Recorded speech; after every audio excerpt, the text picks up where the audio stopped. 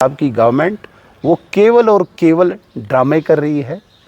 और मैं ये कहने में बिल्कुल शर्माऊंगा नहीं, उमर अब्दुल्ला साहब ओवर स्मार्ट बनने की कोशिश कर रहे हैं। ओवर स्मार्ट मैं इसलिए बोल रहा हूँ, वो कश्मीर के लोगों को विशेषकर इस तरीके से अंडरमाइन कर रहे हैं जैसे यहाँ पे मूर्ख बैठे हैं, उसके ड्रामे को कोई समझ नहीं रहा। 13 जुलाई का वो वाक़या जहाँ पे वो दीवार फांद रहे हैं। एक चीफ मिनिस्टर की गरिमा होती है, मर्यादा होती है। उन सारी मर्यादाओं को तार तार करते हुए पुलिस से झगड़ते हुए देखा। हालांकि उस मज़ार का गेट खुला था। अगर गेट खुला था तो उसे दीवार फांदने की आवश्यकता क्या थी? अगर गेट बंद था तो उसके वालिद साहब कहाँ से अंदर गए? उसके एडवाइज़र साहब कहाँ से अंदर गए? उनकी एक मैडम मिनिस्टर कहाँ से अंदर गई? उनके डिप्टी चीफ मिनिस्टर कहाँ से अंदर गए? तो क्या जताना चाहते हैं वो? कश्मीर के लोगों को क्या बताना चाहते हैं? क्या आप जाओ पुलिस के साथ फाइट करो क्योंकि मैं यहाँ का चीफ मिनिस्टर हूँ? उनसे लोग उनके वादे, उनके दावे याद दिलाते हैं और वो दीवार फांदते हैं। उनके प्रॉमिसेस उनको याद दिलाते हैं और वो पुलिस से झगड़ते हुए दिखते हैं। कहीं न कहीं जिस उमर अब्दुल्ला साहब से ये उम्मीद थी कि वो दोनों रीजन्स को चलाएंगे, जम्मू और कश्मीर को, वहीं पे उन्होंने जम्मू रीजन के सेंटिमेंट्स को कुचला 14 जुलाई को।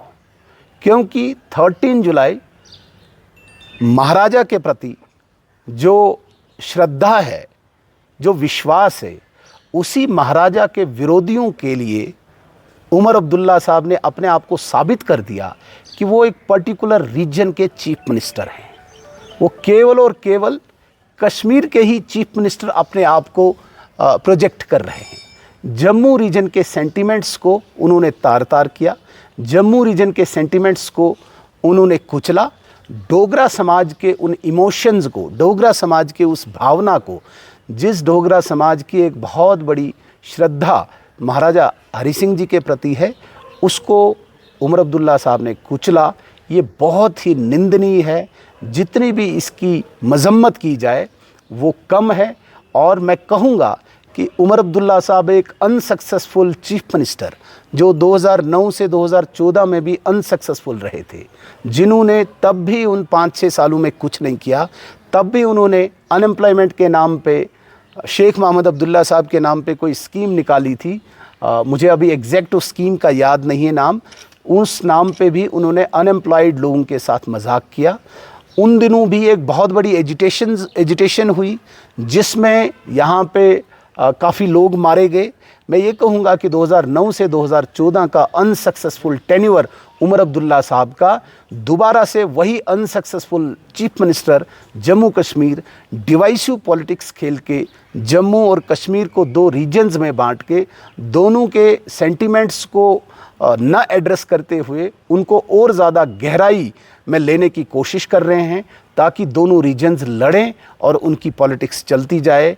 एक और बात मैं यहाँ पे स्पष्ट करना चाहता हूँ, जो उमर अब्दुल्ला साहब चीफ मिनिस्टर बनते ही ये कह रहे थे कि हमें बीजेपी से कोई उम्मीद नहीं है, सो कॉल्ड जो 370 वो कहते हैं वापस आएगा। उन्होंने स्पष्ट कहा था कि भाई इंडिया अलायंस आएगा तो हमें उम्मीद है कि 370 वापस वो लाएंगे। लेकिन जब मल्लिकार्जुन खड़गे और राहुल गांधी साहब का एक joint letter honourable prime minister को जाता है जिसमें उन्होंने इस बात को एक्नॉलेज किया कि जो भारतीय जनता पार्टी ने 370 को निरस्त किया है उसको एक्सेप्ट किया कांग्रेस ने भी। मैं कहता हूं कि देर आए दुरुस्त आए। उन्होंने भी कहीं पे भी उमर अब्दुल्ला साहब के उस सो कॉल्ड स्पेशल स्टेटस का न जिक्र करते हुए उमर अब्दुल्ला साहब और बाकी पार्टियों का पर्दाफाश किया है, झूठ का पर्दाफाश किया है। जो झूठ उन्होंने कश्मीर के साथ किया था, मैं तो कहूँगा एक टरबाज, जिन्होंने हमेशा झूठ कहा है, टर कहे यहाँ पे कश्मीर के साथ।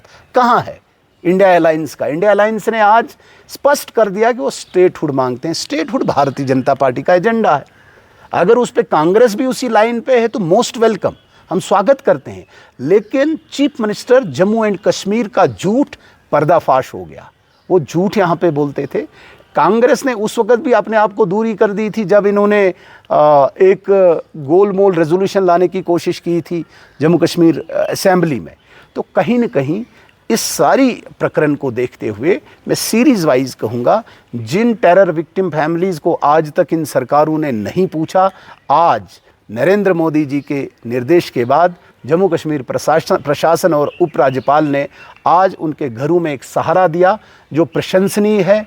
जितनी इस पे तारीफ़ की जाए वो कम है।